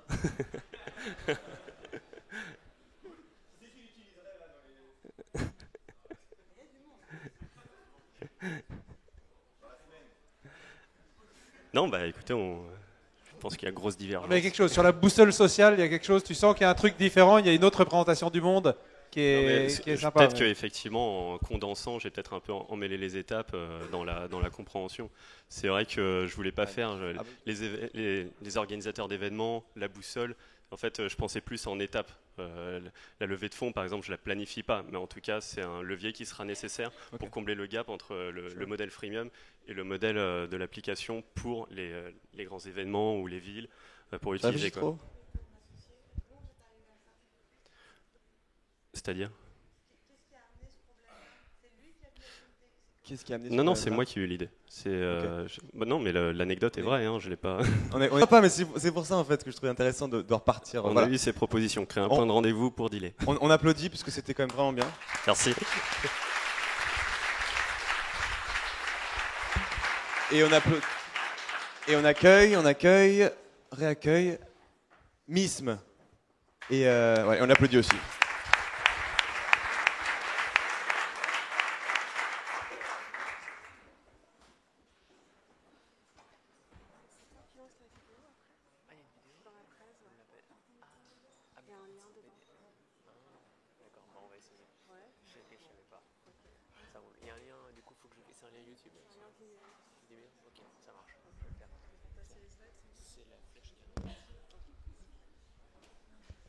Bonsoir, je suis Noura et pour vous situer un peu, quand j'étais petite et que je jouais à la poupée, je m'intéressais davantage à la maison qu'à la poupée. Ensuite, finalement, j'ai fait carrière dans le marketing, bizarrerie, et 15 ans plus tard, après avoir fait du marketing digital pendant 15 ans, je suis revenue à mes premières amours et je me suis formée à l'archi d'intérieur pour vivre mon rêve, quoi, finalement. Évidemment, l'âme de marketeuse n'était jamais bien loin et j'ai regardé un peu comment était le marché. Et quand je vous dis Valérie Damido et ses stickers, Stéphane Plaza, j'imagine que ça vous évoque pas mal de choses. Et on était vraiment en face d'un marché assez mature en fait. Et paradoxalement, l'offre et la demande, finalement, ne se rencontraient pas dans ce domaine-là. C'est-à-dire qu'on a des particuliers qui s'abreuvent des missions d'éco, qui sont vraiment fans. En face des archis d'intérieur qui, eux, sont des artistes et pas des commerciaux. Et finalement, les clients potentiels étaient plutôt effrayés par ces prestations-là, les prix étaient assez opaques. Quand j'allais voir les sites web des archis, je ne comprenais jamais ce qu'ils offraient vraiment, au final. Et donc, on a mis en place, avec notre super Dream Team, le projet Mism. Donc, dans notre équipe, en fait, on a Jean-Baptiste, donc, qui est cofondateur Mister Business associé de Choc. Il y a également Simon, qui est notre CTO, qui développe à la vitesse de la lumière et qui développe sans bug, hein, ce qui est appréciable. Et là, je vais vous montrer en vidéo le concept pour que vous compreniez mieux.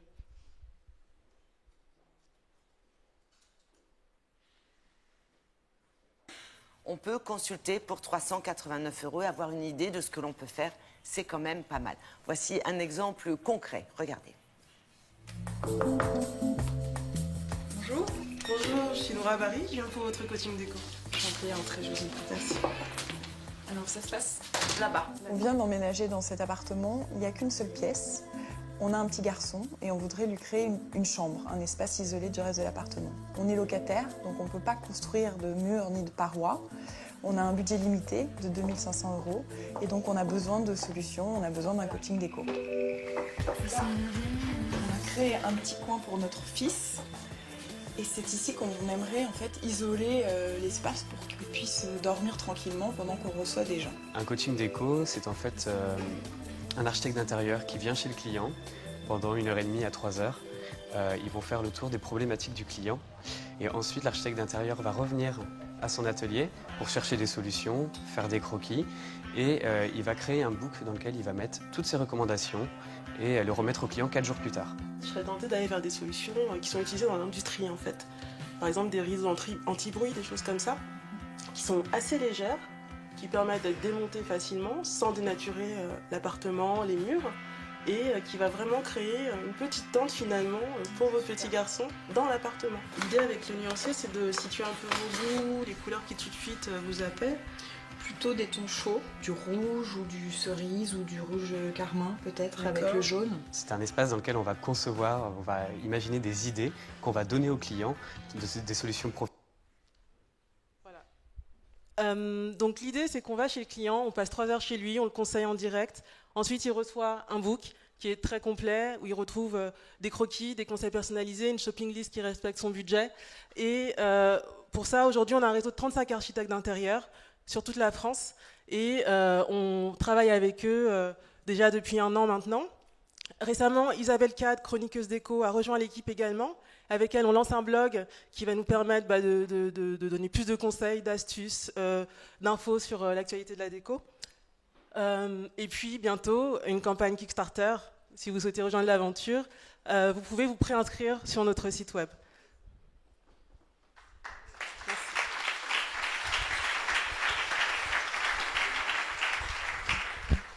Yo. Vas-y, franchement, je suis vénère. Hein. Je suis vénère. T'as fait la grève du pitch. Déjà, moi, j'ai envie de faire la grève du feedback. Genre une vidéo de 2 minutes dans un pitch. Franchement, non, mais après, voilà, le truc a été expliqué. C'est clair. C'était une boîte qui marche déjà. Non, c'est #fail. Ça durait plus moins longtemps que ça. Et c'était une vidéo ultra courte, en fait, en principe. Parce que là, au final, genre, tu vois, l'histoire que tu racontes avec la contextualisation dans la vidéo, ben, c'est par ça qu'il faut que tu commences. C'est super de savoir que t'as une vie qui. En fait, c'est très difficile de commencer son pitch par son histoire. Encore une fois, ça ne veut pas dire qu'il ne faut jamais le faire. Ça veut dire que quand on le fait, c'est-à-dire qu'on le fait très très bien. Voilà, c'est ce genre de choses qu'il faut le faire, qu'il faut faire vraiment bien. Toi, tu l'as fait un peu maladroitement parce que derrière, tu avais une vidéo. Donc franchement, moi, d'ailleurs, tu l'as fait un peu sneaky parce que moi, je dis non à la vidéo normalement. Là. Donc tu es allé voir Franck. Ah non? Ah oui, d'accord, parce que tu es allé voir Franck, tu as dit s'il te plaît, vas-y, fais la vidéo et tout. Et au final, voilà, c'est juste ça, une histoire, on recontextualise quelqu'un. On sous-estime souvent la capacité d'empathie d'un public qui connaît rien.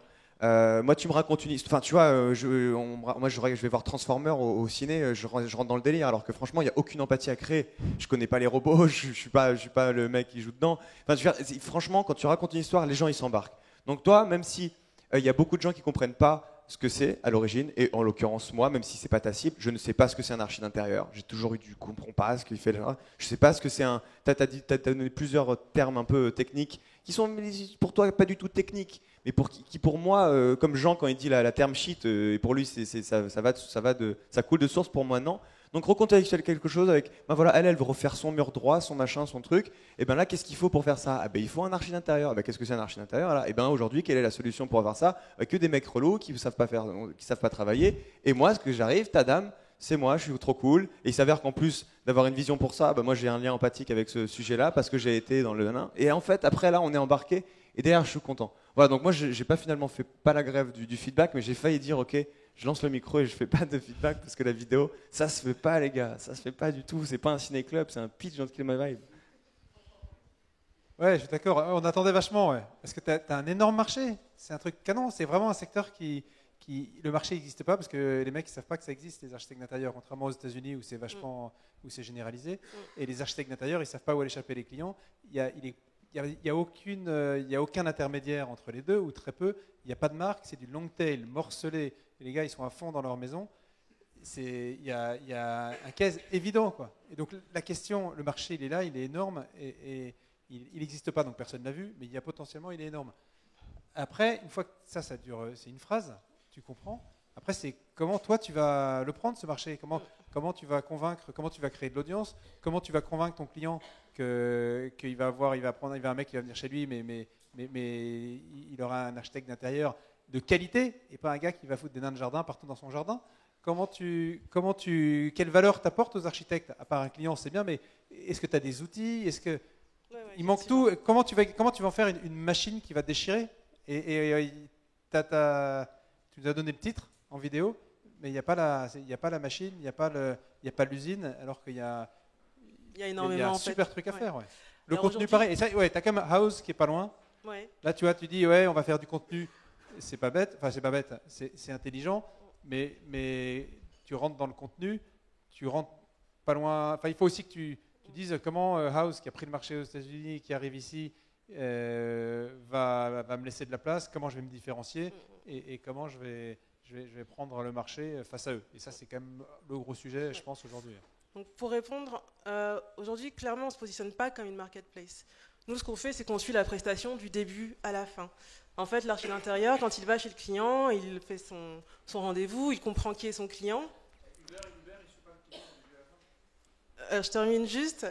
Donc, il fait son book, il nous envoie le book, sachant que ce book, on l'a aidé l'architecte d'intérieur à le faire. On lui a donné des process, des guidelines, on l'a aidé à construire son entretien, on les forme chaque trimestre, on organise des journées de formation gratuites pour eux à Paris et qui sont prises en charge par nous. Et le but, c'est qu'ils restent au top niveau, question métier, mais aussi qu'on soit une vraie communauté d'architectes d'intérieur qui est fédérée et qui donne un sens à tout ce qu'elle fait. Donc en fait, quand ce book arrive chez nous, on le renvoie au client. 15 jours plus tard, on rappelle le client pour savoir où il en est, etc. Et on peut encore lui proposer d'autres prestations complémentaires. Une fois qu'on lui a dit ce serait chouette d'avoir un mur rose, mettre un canapé là, etc., on peut aussi faire le suivi de chantier, faire son shopping avec lui, et ainsi de suite. Et côté archi d'intérieur, on les traite finalement comme des clients, on les bichonne, parce que pour nous, c'est important qu'on les fidélise et qu'on crée une vraie habitude de travail ensemble pour garder un niveau de qualité qui reste excellent. Moi, je suis biaisée dans cette histoire parce que je les connais. Je connais le produit il est ouf. Ils ont une exécution exceptionnelle. Je suis super vénère parce que là, je me dis putain, c'est de ma faute. Je suis super vénère aussi. Parce que t'aurais dû venir me voir et franchement, en 1 heure de temps, on aurait reshapé la structure. C'est qu'une histoire de structure et je t'aurais dit 2 choses. 1, on fait pas de la pub parce que la pub c'est court terme. Parce que franchement, je vous ai tous regardé pendant la vidéo, vous étiez captivés. Oh putain, la meuf, elle est passée sur la télé, machin. En plus, cette télé-là, je vais te dire, elle convertit de dingue pour les startups. C'est le meilleur journal qui convertisse en termes de médias. Hein. Franchement, si vous pouvez passer, comment ça va? Télématin. Télématin, ça convertit. Nous, ça nous a lancé, tu passes dans TechCrunch, ça ne sert à rien pour toi, tu ne gagnes aucun utilisateur. Bah alors, Télématin, tout le monde est hal. Bon, et en fait, ce qui m'énerve et ce que je vais te dire, ça vaut pour toutes les meufs entrepreneurs dans la salle. T'es une rageuse, t'es une énervée, t'as une life, je veux dire, tu transpires ton produit. C'est pas ton enfance, la petite boutade, elle commence. Alors moi, quand je jouais à la poupée, non, je veux dire, chez Watt, tu kiffais le papier peint, tu m'en as parlé. C'était les seuls trucs qui te faisaient, qui te rendaient heureuse. T'as fait AXA Assurance et t'as fait un job out. T'es parti à New York, assumer tes études, vivre et repartir de zéro. Et peut-être ne pas gagner ta vie jamais, mais au moins assumer ce putain de job out. T'as fait cette conversion très tard, je sais plus quel âge t'as, mais tu l'as fait vraiment très tard. Et là, ce que tu es en train d'exécuter, c'est juste une tuerie. Elle a refait des apparts, t'en as plus de 10 qui ont été refaits, qui sont sur la plateforme et qui sont magnifiques. En fait, on a 10 photos avant-après. En réalité, on a fait 180 et projets. Et toutes les filles qui sont là, si vous montez des boîtes, arrêtez, je vous en supplie, de vous excuser. Arrêtez de faire les gnangnan. Parce que si vous en êtes là, c'est que vous avez écrasé des gens sur la route, éclaboussé, pété des trucs sur le côté, et qu'on aime voir ça. Et ressortez-le et assumez-le parce que c'est ce que t'es. Et toi et tes associés, vous faites tellement la paire. Vous êtes des snipers, vous lâchez rien, vous êtes des bandits en vérité. Et donc on veut voir ça, on veut vous voir vrai. Et toi t'es là, alors on a un blog et puis tu fais du name dropping. On va avoir Machine qui va nous rejoindre, on s'en fout. On sait que c'est toi en vérité qui va tout exécuter, tu vois. Et donc c'est trop énervant pour moi. J'étais là, j'étais en bouillance. Mais en fait, le problème, je pense que c'est pas toi le problème. Je ne me rappelle pas ton nom. Noura. C'est pas Noura le problème. C'est The Family, c'est votre format qui est naze. Le pitch, on s'en fout. En fait, tu as des super pitchs avec un entrepreneur qui est top, qui fait un pitch pourri. Et avec tout ce que dit, l'entrepreneur, il va cartonner. Et le pitch, on ne devrait pas faire de pitch. Même nous, investisseurs, je crois que l'investisseur ultime, tu vois l'entrepreneur, tu dis, me parle pas de ton projet, j'en ai rien à foutre. De toute façon, il va changer et il y a une chance sur deux qu'il soit pourri. Mais toi, qu'est-ce que tu as fait? Tu es allé au New York, qu'est-ce que tu as fait dans la vie? Comment tu fais les choses? Et en fait, à chaque fois qu'on regarde des pitchs, on se gourre. Tu vois, même Criteo, quand tu vois le pitch de Criteo Rudel, moi je le voyais depuis 2 ans, d'un coup il fait son pitch, c'est pourri, c'était un site internet de recommandation. Ah, t'as aimé l'aile ou la cuisse et la grande vadrouille, tu vas aimer The Gendarme à Saint-Tropez. Super, mais c'est naze. Et moi je dis, mais un mec qui est bon, il peut pas faire un pitch pourri. Si le pitch est pourri, je sais que le mec est pas bon, donc on va pas faire. Et en fait, le format est pas bon. Il faudrait se focaliser sur l'entrepreneur, le financer ou pas, et après il nous donne son idée, quoi. Puis l'idée, on s'en fout. Ouais. Non, c'est vrai que le pitch, c'est pourri en fait. Non, désolé, on t'a fait perdre ton temps, Noura.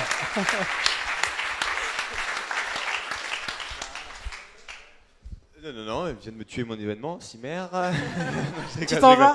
Je suis 100% d'accord. Je suis complètement d'accord et franchement, c'est vrai que c'est les meilleurs entrepreneurs qui sont là. C'est pour ça que ça m'énerve. Moi, quand je suis le plus énervé, c'est quand je vois ce truc-là et je me dis putain, c'est pas représenté, ça transpire pas. Voilà, donc c'est un énervement positif, on va dire, le mytho. Et bien maintenant, on va l'applaudir pour passer à quelqu'un d'autre. Bim. Bim.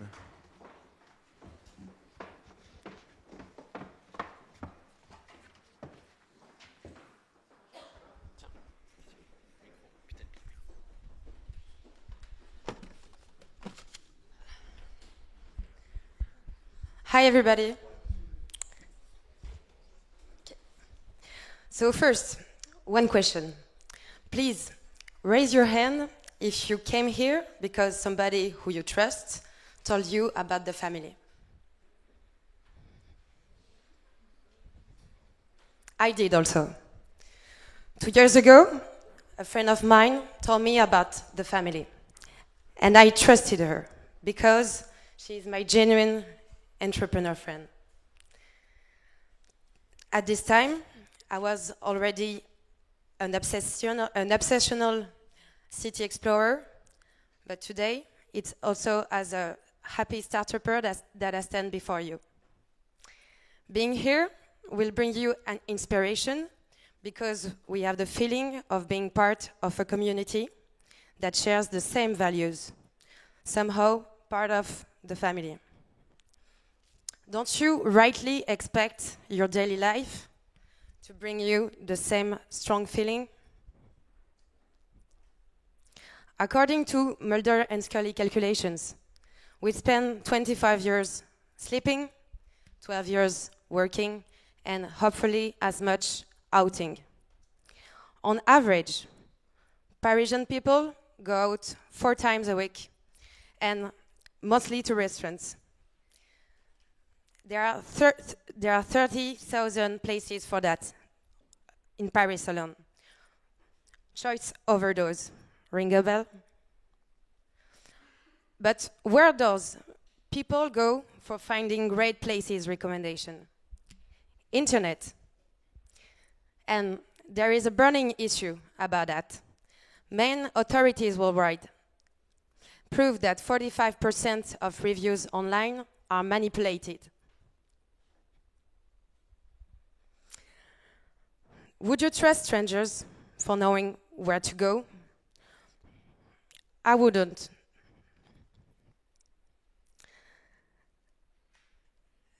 Um, 45% of reviews are fake, and the other half come from people you don't even know. Don't you ask your friends, maybe your foodie friend for knowing where to go for your next dine out, or your Londoner friends for your next trip in London.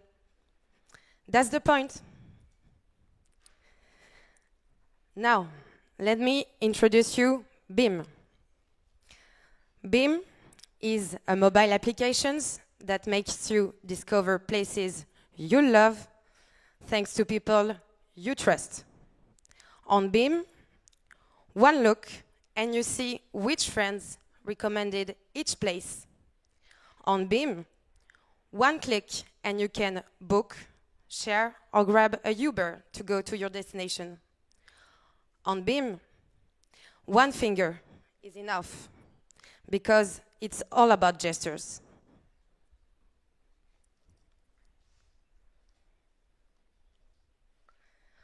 First, we provide quality only because you might don't have friends who have places to recommend you anywhere.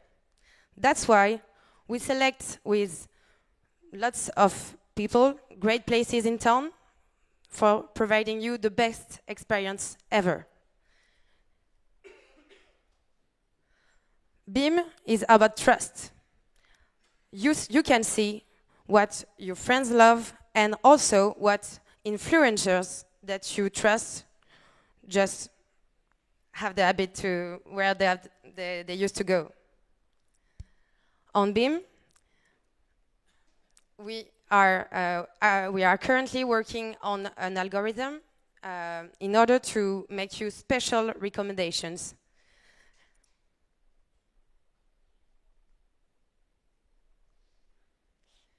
We launched the MVP for Christmas, actually.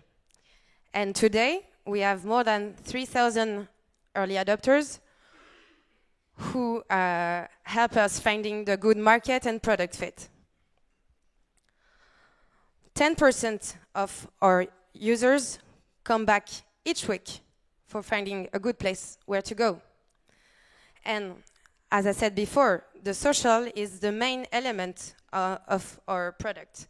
And the metrics can prove it because each user has 7 friends on average on the applications. The retention after 2 months is around 12%.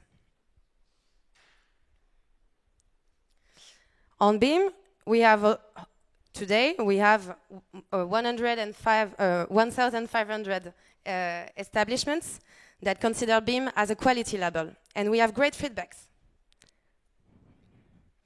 We have also great partners, influencers, medias, and startups with whom we share the same values.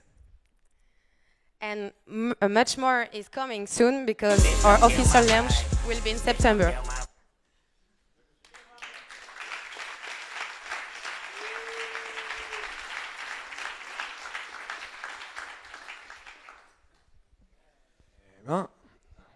Welcome.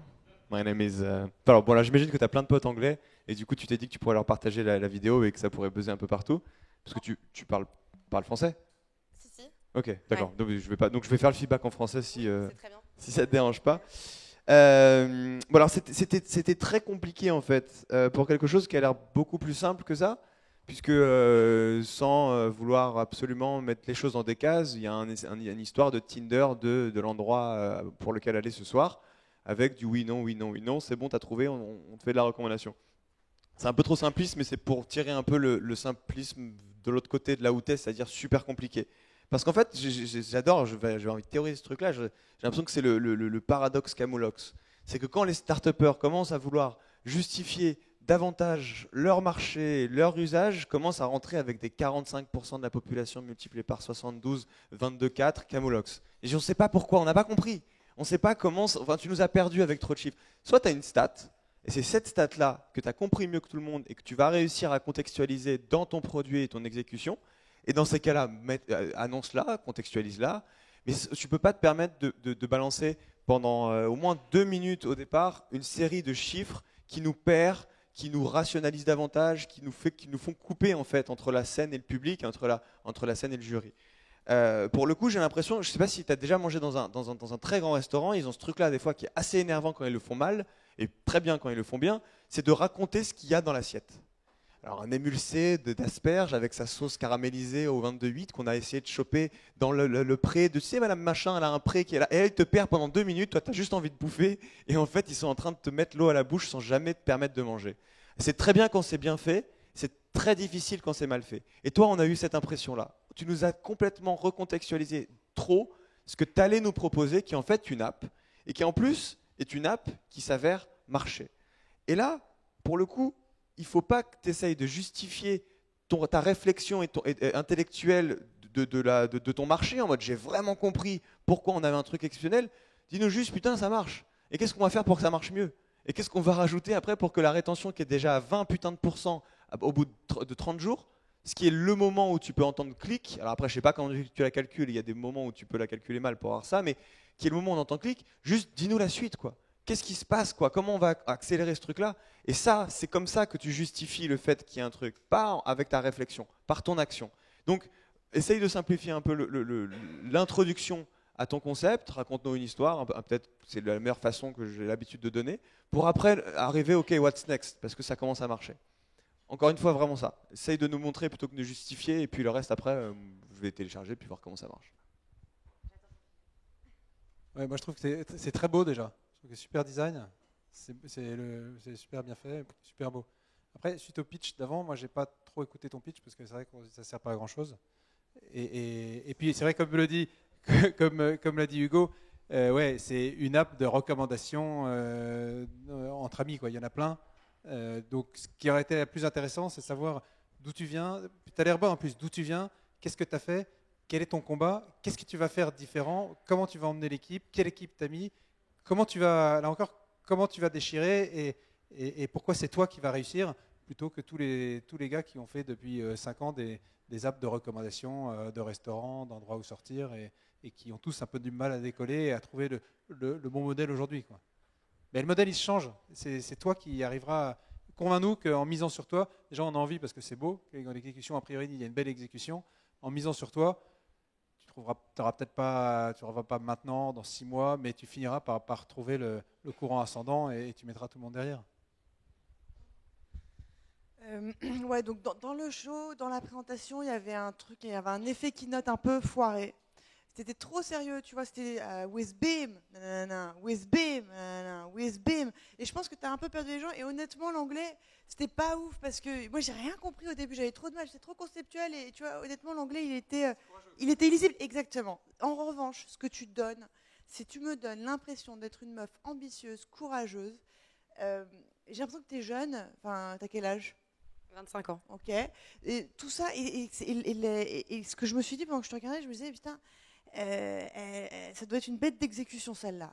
Et je me suis dit, elle doit rien lâcher. Et on en voit passer des nanas comme ça à The Family, tu vois, qui me provoquent ce même effet-là. Et quand on voit, c'est vrai, le design et dans ta tenue, dans ce que tu dégages, parce que dans la structure du pitch, honnêtement, il faut retravailler. Parce que c'est vrai que tu arrives trop tard. Tu arrives au bout de 3 minutes sur, bon bah voilà, on fait bim. Après, on fait une espèce de démonstration super complexe. On voudrait que tu nous la serves tout de suite.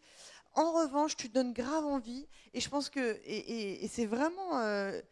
si tu as fait ce pitch-là comme ça, tu as dû le répéter avec tes potes. Tu n'as pas dû le répéter avec des gens professionnels, entre guillemets, du pitch. Tu as voulu faire un truc qui passe pour sérieux. On sent qu'il y a des petits moments de craquage où tu es plus sûr et où tu te lâches et où on voit un autre visage plus relax. Et en fait, il faudrait voir quelque chose entre les deux, mais dans la structure, donc dans le fond comme dans la forme. Et du coup, tout du long, je me suis dit, c'est qui? Elle vient d'où? Elle a fait quoi? Pourquoi elle en est arrivée là? Donc, est-ce que tu peux nous dire ça? T'es qui? Tu viens d'où? Donc, je m'appelle Anne-Christelle.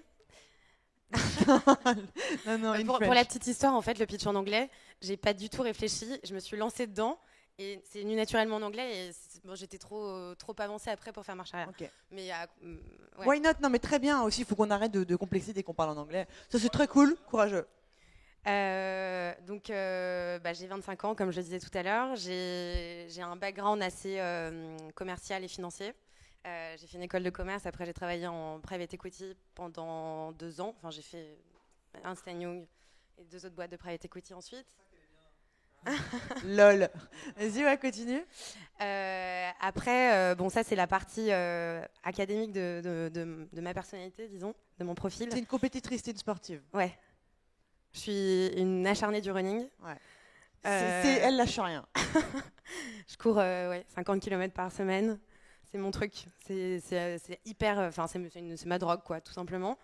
C'est ce qui me permet aussi de contrebalancer l'énergie que j'ai à donner, que je donne énormément dans ce projet qui fait partie de moi depuis très longtemps.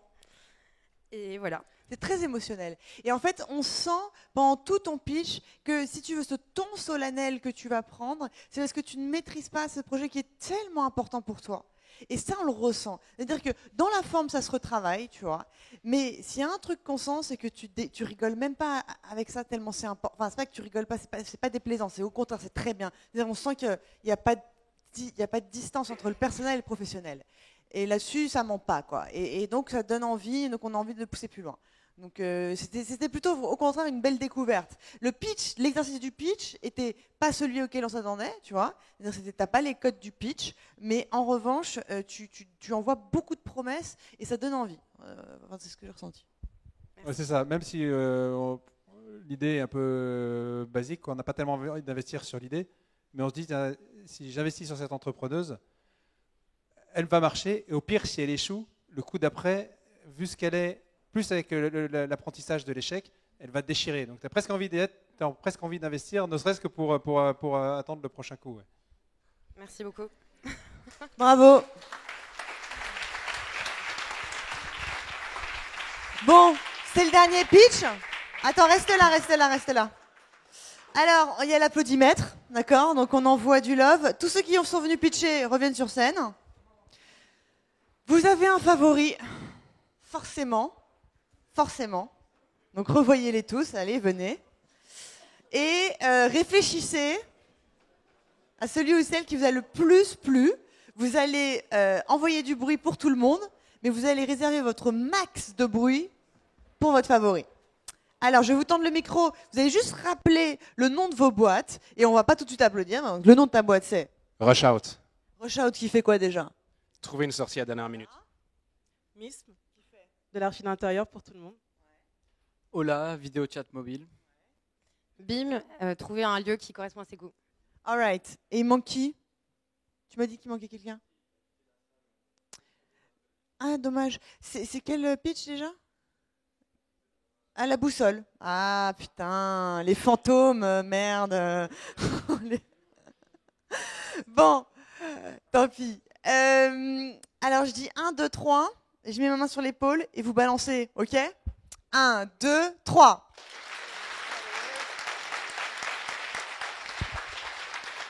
Un, 2, 3.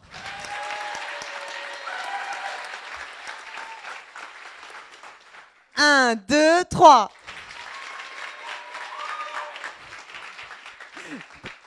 Un, 2, 3. Ok, ça se joue entre les deux filles. Allez, vous choisissez. Vous choisissez, vous faites votre choix dans votre tête, ok? 1, 2, 3.